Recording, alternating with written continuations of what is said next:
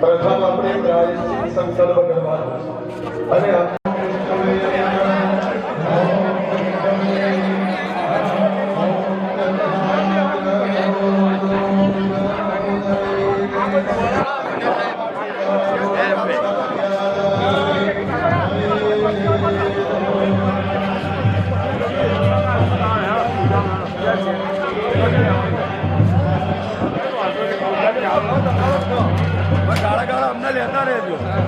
काला उकले काला उकले आई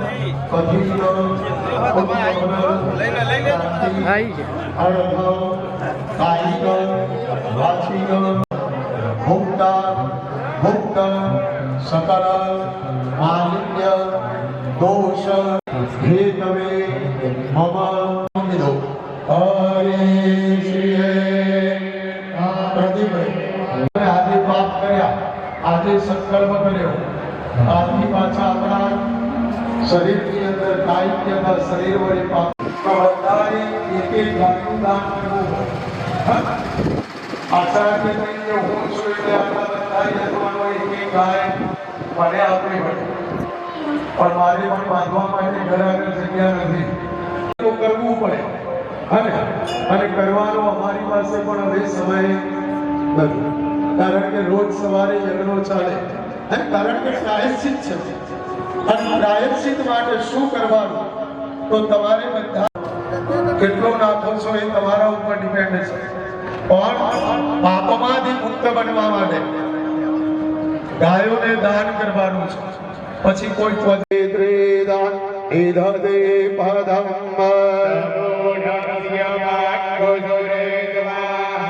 ભગવદ શ્રી નારાયણાય નમઃ નમસ્કારાન સમર્પયામિ હવે જે આપણી ગંગા પાપની અંદરથી મુક્ત કરનારી દેવી છે અને જો ભાવ છે અને તો જ ભગવાન છે પછી ગમે એટલું હરિદ્વાર જઈએ પણ જો ભાવ નથી તો ત્યાં પણ કેવલ ઝરણું લાગે તો ભાવથી બે હાથ જોડીમાં ગંગાનું સ્મરણ કરો અને શાસ્ત્રીજી તમારી ઉપર જે થોડું થોડું હવે શિયાળો છે પવન છે એટલે થોડું થોડું પાણી છાંટવાનું અને આ બધાને પવિત્ર કરવાનો આપણે ભાવ કરીએ બધા વંદન કરજો દાદાને પ્રાર્થના કરજો કે ભગવાન કદાચ કોઈ પાપ થયા હોય એને તો બધાને રજા આપજો પવિત્રેસ્તો વૈષ્ણવ્યો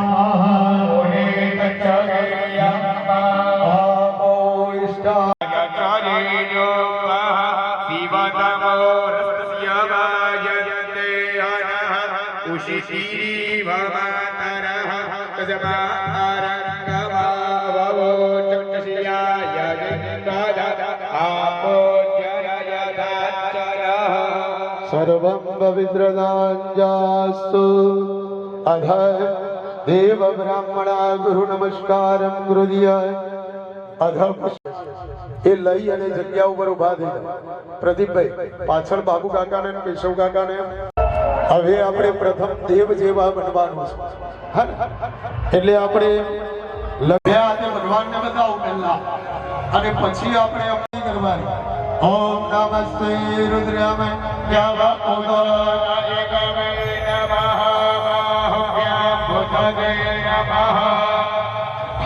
હવે બહેનો તમારા પતિદેવને પહેલા એક પુષ્પમાળા પહેરાવી બહેનો તમારા પતિને પહેરાવો અધર બ્રહ્મા અધર વિષ્ણુ અધર દેવો મહેશ્વર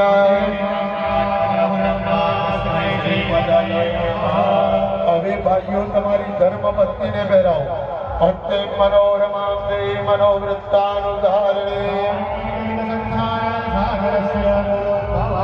લક્ષ્મી નારાયણ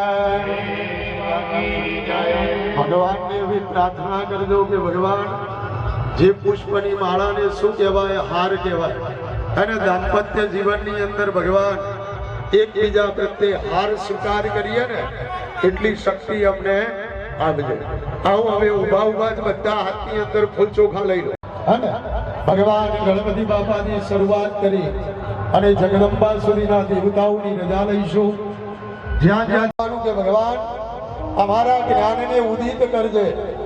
અને બીજા નંબરની અંદર ભગવાન અભિમાન છે એ આજે તારા ચરણોની અંદર લઈ અને અમારી પૂજા કરવી છે. કારણ કે જ્યાં સુધી શરીરમાં અભિમાન છે ત્યાં સુધી દેવ મળતો. અલ્લાહ ભગવાન ગણપતિ બાપાને વંદન કરો. ઓમ ગણાનંદ્વા ગણપતિગ્ગો અવામહે પ્રિયા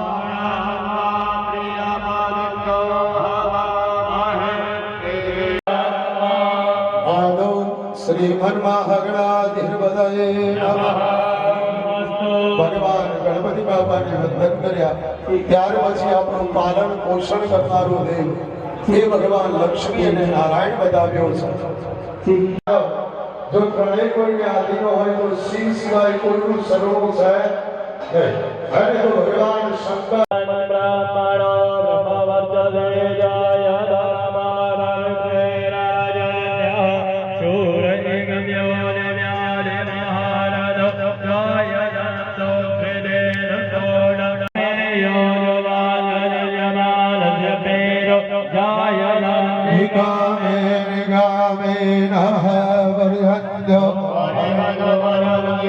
કરનારો દેવ ભગવાન ઇન્દ્ર અને સાથે માં ઇન્દ્રાણીને વંદન કરીએ. અને મોડવા બોલી દે, રસોડા તૈયાર કરી દે. પણ જો આને મંજૂર હોય તો જ આપણે ધર્મ કાર્ય કરી શકીએ. એટલે આપણે એવું કોઈએ વિચારો એમ થશે. ભલે અહીં ભીષણ સમા કદાચ પાણી ભરાઈ જાય છતાં પણ આપણે જે 16 યજમાનો છીએ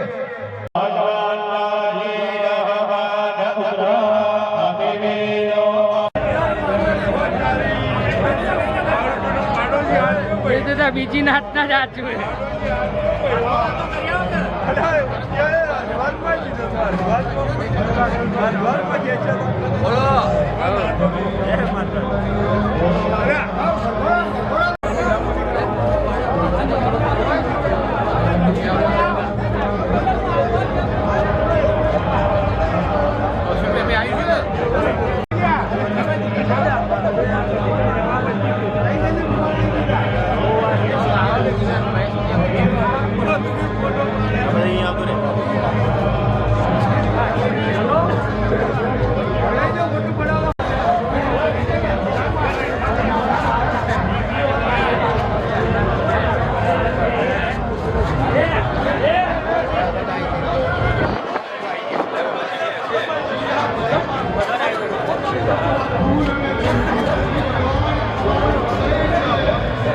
હાજરી ભરાઈ એટલે થયું.